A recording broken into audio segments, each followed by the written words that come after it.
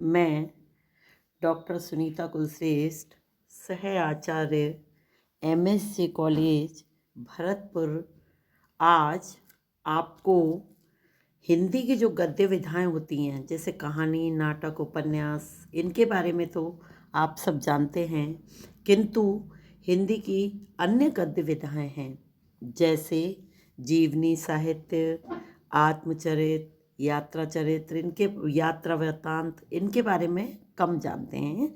तो आज मैं आपको हिंदी साहित्य की गद्य विधाएं जो हैं उनके बारे में बताऊंगी। सर्वप्रथम मैंने इस गद्य विधाओं को 2 वीडियो में बांटा है। आज भाग 1 में मैं आपको हिंदी साहित्य की जो गद्य विधाएं हैं उनमें सर्वप्रथम जीवनी साहित्य के बारे में बताऊंगी।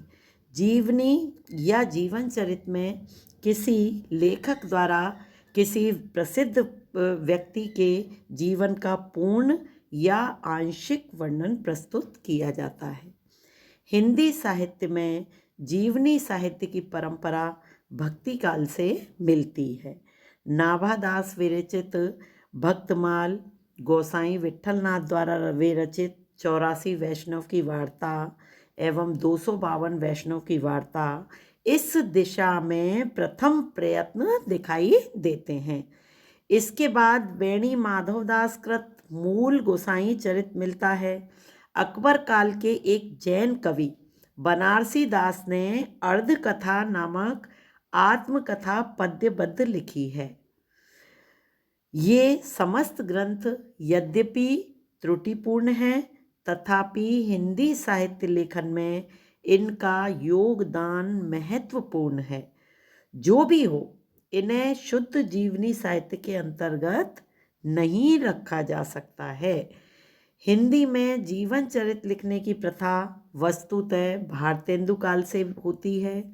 भारतेंदु ने अपनी चरितावली आदि ग्रंथों में विभिन्न व्यक्तियों के जीवन चरित्र लिखे।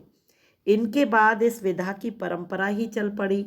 कार्तिक प्रसाद खत्री, राधा कृष्णदास, मुंशी देवी प्रसाद, बाबू बाल मुकुंद गुप्त, जगन्नाथ दास रत्नाकर, गोकुलनाथ शर्मा आदि ने इस परंपरा को आगे बढ़ाया। कालांतर में महावीर प्रसाद द्विवेदी, जो कि द्विवेदी युग के प्रवर्तक कहे जाते हैं, के द्वारा इस परंपरा को विशेष प्रोत्साहन मिला। जीवन साहित्य का सम्यक विकास परवर्ती युगों में हुआ। इस दिशा में विशाल भारत के माध्यम से पंडित बनारसी दास चतुर्वेदी ने इस दिशा में विशेष कार्य किया। अगली विधा हमारी है आत्मचरित। यह जीवनी साहित्य का एक निश्चित रूप है। आत्मकथा में कोई व्यक्ति अपने ही जीवन का विवरण प्रस्तुत करता है। हिंदी में सबसे पहली आत्मकथा 18वीं शती के जैन कवि जो बनारसी दास द्वारा लिखित अर्ध कथा मिलती है। इसके उपरांत भारतेंदु युग में अंबिका दत्त व्यास, स्वामी श्रद्धानंद, भवानी दयाल सन्यासी, स्वामी सत्यदेव परिव्राजक द्वारा लिखित आत्मकथाएं मिलती हैं।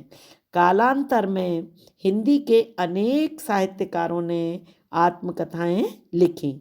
बाबू श्याम सुंदर दास, राहुल सांकृत्यायन, यशपाल, वियोगी हरि, पांडे बेचैन उग्र, शांति प्रिय द्विवेदी, पद्मलाल, पन्नालाल, सेठ गोविंदास, किशोरी दास, उपेंद्र नाथ अश्क, आचार्य चतुरसेन शास्त्री ने आत्मकथाएं लिखी। महात्मा गांधी एवं जवाहरलाल नेहरू की अंग्रेजी में लिखित आत्मकथाओं के हिंदी अनुवाद प्रकाशित हुए हैं। राजनीतिक नेताओं में डॉक्टर राजेंद्र प्रसाद की आत्मकथा सर्वाधिक महत्वपूर्ण है। कवि बच्चन की आत्मकथा के 4 खंड प्रकाशित हुए हैं। इस क्षेत्र का यह मौलिक प्रयास है जो सशक्त गद्य का नमूना है। हम निष्कर्ष स्वरूप ये कह सकते हैं कि हिंदी का गद्य का यह अंग भी क्रमशः समृद्ध होता जा रहा है। अगला, यात्रा साहित्य। इसमें विभिन्न स्थानों एवं व्यक्तियों के वर्णन के साथ साथ भावनाओं का निरूपण भी रहता है।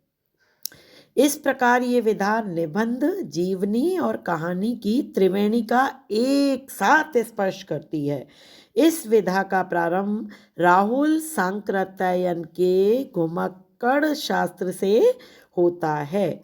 हिंदी के अनेक साहित्यकारों ने अपनी देश विदेश की यात्राओं के रोचक वर्णन लिखे हैं, जैसे रामवृक्ष वैनीपुरी, धर्मवीर भारती, भगवत शरण उपाध्याय, अक्षय कुमार जैन, यशपाल जैन, मोहन राकेश, अमृत राय, अज्ञेय, कन्हैयालाल मिश्र, सेठ गोविंदास, विष्णु प्रभाकर, दिनकर, सूर्य नारायण व्यास, डॉक्टर नगेंद्र आदि ने विदेशों की यात्राओं के रोचक वर्णन लिखे हैं।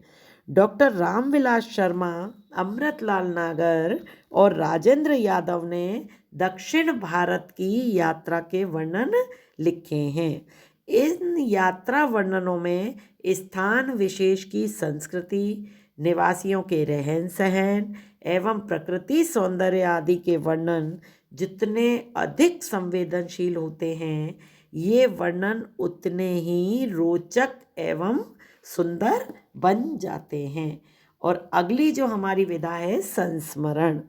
जब हम किसी व्यक्ति या विशिष्ट घटना से संबंधित किसी संवेदनशील स्मृति को अंकित किया जाता है, तो उस रचना को हम संस्मरण कहते हैं। संस्मरण का संबंध देश, काल और पात्र तीनों से ही रहता है। संस्मरण में लेखक बहुत कुछ अपने बारे में कहता चलता है। संस्मरण लिखने वालों में पंडित बनारसी दास चतुर्वेदी का नाम अग्रगण्य है। वस्तुतः इस विधा के प्रवर्तक इन्हें ही कहा जाता है। पत्रकार होने के कारण तथा शांति निकेतन में रहने के कारण उन्हें अनेक व्यक्तियों के संपर्क में आने का अवसर प्राप्त हुआ। इस दिशा में कार्य करने वाले अन्य स्मरणीय नाम हैं घनश्याम दास बिरला, श्री मन्ना नारायण अग्रवाल, आनंद कोसलायन, रामवृक्ष वैनीपुरी, कन्हैयालाल मिश्र प्रभाकर तथा नरहरि विष्णु। रामवृक्ष वैनीपुरी की माटी की सूरतें में बड़े ही सजीव एवं रोचक संस्मरण हैं। कन्हैयालाल मिश्र प्रभाकर ने भूले हुए चेहरे लिखकर इस विधा को नवीन गति प्रदान की है। इस दिशा में श्रीमती महादेवी की सर्जना बहुत महत्वपूर्ण है। उन्होंने जो संस्मरण लिखे हैं, जिनके 3 संकलन प्रकाशित हुए हैं, इनमें पथ के साथी एक बहुत ही सशक्त संस्मरणात्मक रचना है। इस रचना में उन्होंने अपने समसामयिक एवं सहयोगी कवियों तथा साहित्यकारों के अत्यंत सजीव संस्मरण प्रस्तुत किए हैं। आज मैंने आपको इन विधाओं के बारे में बताया और अभी गद्य साहित्य की कुछ विधाएं और हैं जिनके बारे में मैं आपको अगले वीडियो में बताऊंगी।